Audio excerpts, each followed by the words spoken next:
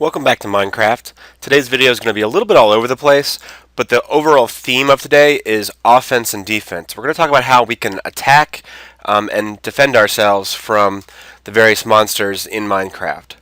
For the most part, the monsters will be coming out at night, and many of them can only survive at night. When the sun comes out, many of them will actually catch on fire and die. But there are monsters that will roam around during the daytime, and you might want to actually venture out during the nighttime. So let's talk about ways that we can defend ourselves. The most obvious way to defend ourselves is to have weapons and armor. I've already shown you how to create a basic wooden sword. You could of course substitute the wooden planks with stone to create a stone sword. But there are actually other materials that we can use to make weapons and tools, and I'm going to talk about that a little bit later. But I want to spend a few minutes talking about armor. So I'm actually going to pause here and shoot over to the internet to a site that I might have mentioned a couple of times, but never really in depth, and that's minecraftwiki.net. It's a great place to go to answer questions that you have about Minecraft, and you can search for almost anything in the game up here, and you'll find detailed articles about it. I'm on the armor page right now, and you'll see it's got lots of information about what armor actually does, what it looks like, and how to create it. You'll also see that it explains that there are different kinds of armor, starting with leather and going all the way down to diamond. We probably won't be making diamond armor for a while. We'll probably be starting more with leather or iron. So if I scroll down, I can actually also find the crafting guide. So this is how you make each piece of your armor. And you'll see that the little icons are changing. That's because you can use any of these various materials to create the armor. Right now we're going to start with leather, but in just a few minutes I'm going to show you how to create iron ingots so that you could make iron armor.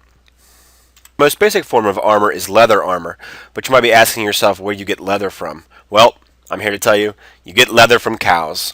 So at this point, every 5 minutes you should be feeding your cows the wheat so that they can breed and create more cows. And when I have new cows, that allows me to slaughter the adult cows. You want to make absolutely sure that you never mistakenly have fewer than 2 cows, because then you can't make any new cows. But just to prove my point, I'm going to go ahead and take care of this cow right here. And you'll see he dropped some leather. 2 pieces, in fact. And after 5 minutes, I'll be able to, this calf will grow, and I can breed these 2 cows to create a 3rd cow, and so on and so forth. Once I've amassed enough leather, I can go to my crafting table, and there are several pieces of armor that I can create. For example, this configuration will get me boots.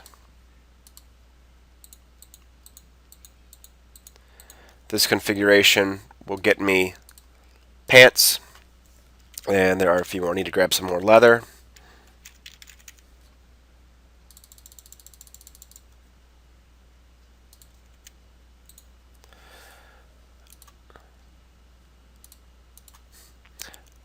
This configuration will get me the tunic, and there's one more, the helmet, and let me remind myself. Okay, this is the helmet configuration.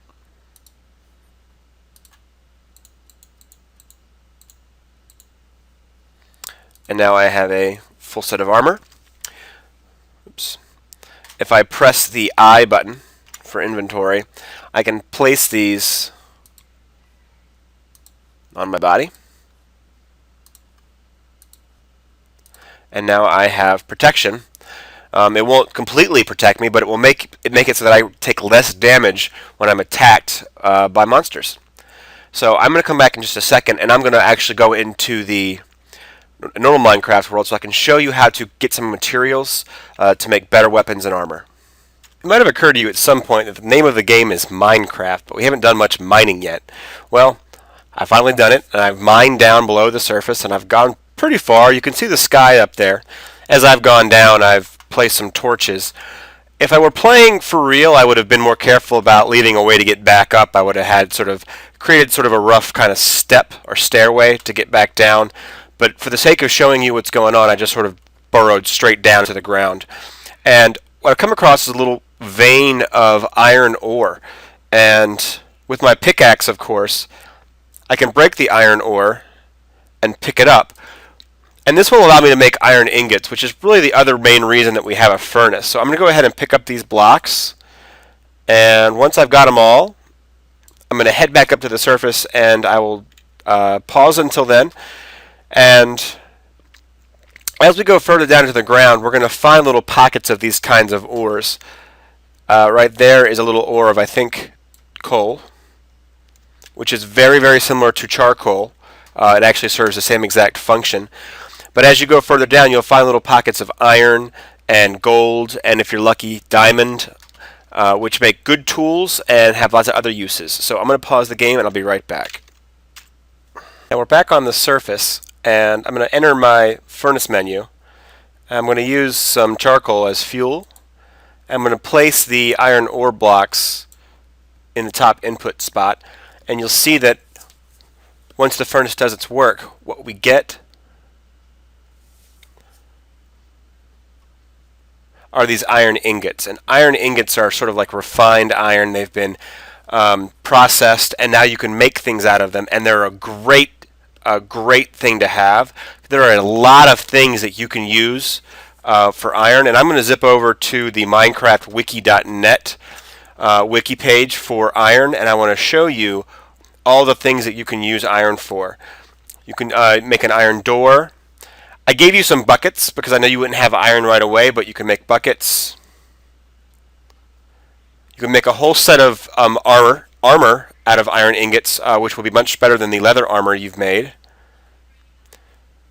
The tools that you make from iron will be even better than the stone tools you've made so far.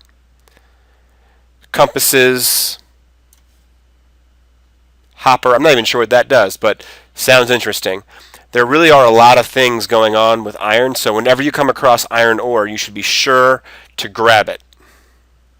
I want to talk about another option for arming ourselves, and that's to create a bow and arrow. So I'm going to go to my crafting table, and for this, I need some sticks and I need some string. You probably used the string that you had for your fishing rod, and that's fine. You'll notice that if you kill some spiders in the game world, they usually drop some string. So I'm going to go ahead and craft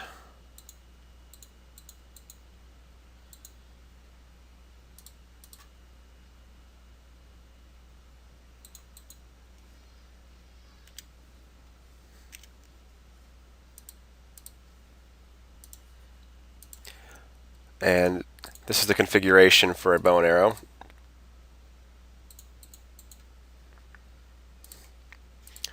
Of course I need some arrows, and to make an arrow I need some sticks, I need some feathers, which you can get from your chickens, and I need some flint. In just a few minutes I'm going to show you how to acquire flint, but basically you get it from gravel. So we're going to stick some feathers, and for each flint, stick, and feather I get 4 arrows.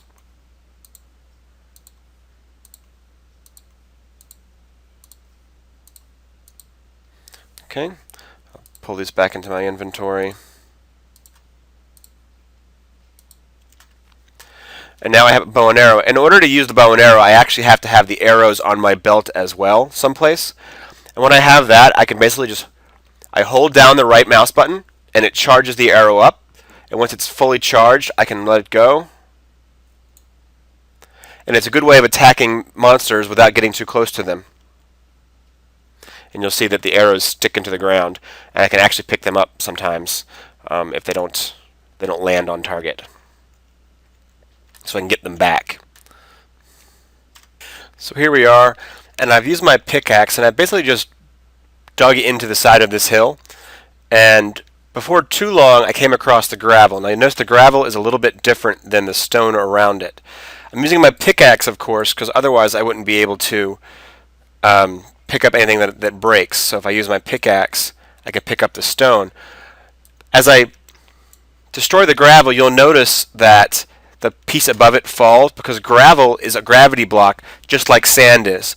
Gravel and sand, if something breaks underneath of them, they will fall, as opposed to things like stone, where if I break this block, the block above it stays where it is. And gravel is important because every once in a while when I break gravel, not very often,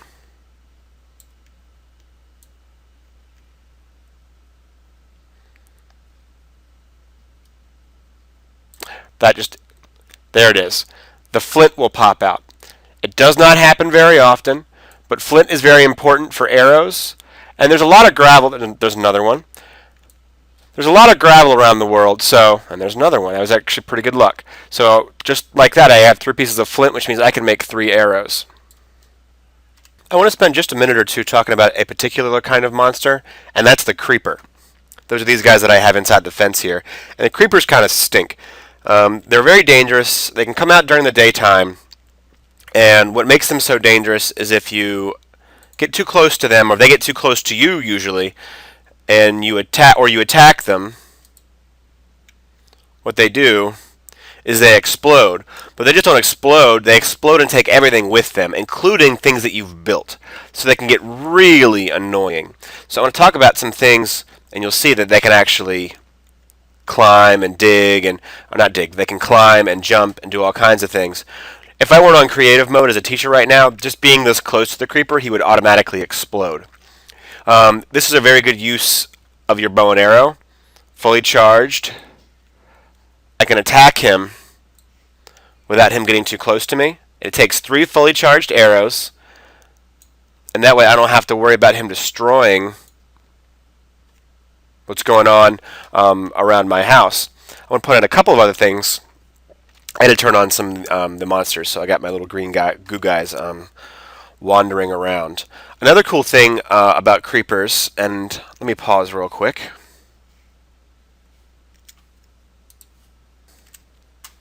So check this out. I got some creepers wandering around, and I'm not too happy about that. So I'm going to spawn an ocelot, which is a sort of type of cat, a wild cat. And creepers do not like ocelots. They will definitely run away from an ocelot. So it is a good thing to have some ocelots around your property to keep the creepers away. I want to point out one thing about ocelots is that if I grab some fish, I can tame the ocelot.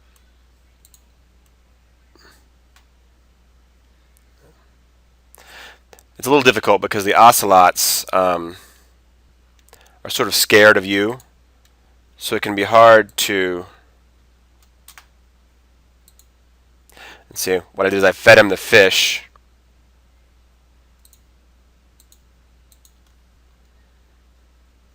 And eventually he'll turn into a cat, actually. So the best way to do this, to use the ocelot to your advantage, is to begin with, I would strongly recommend that you erect a fence all the way around your property. Take a lot of fences, but you could do it all the way around my little house here, and I can lure the ocelots into my property using the fish. And once I do that, I can lock them in with a gate, and that would be one quick way. The fence itself will keep the creepers away, but having the ocelots inside the fence is sort of double duty, and they'll definitely stay away then.